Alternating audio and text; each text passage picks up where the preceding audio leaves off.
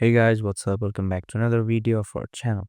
Today in this video, I'll show you how to use RustDesk on Windows. So without wasting any more time, let's start our today's video.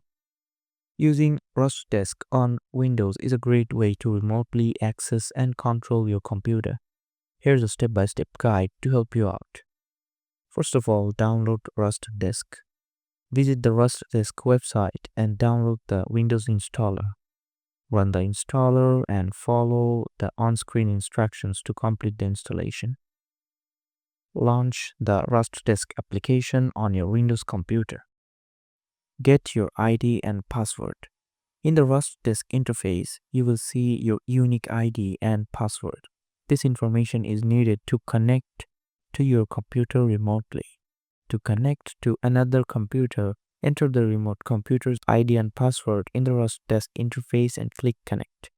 Once connected, you can control the remote computer as if you were sitting in front of it. You can transfer files, run applications, and perform other tasks.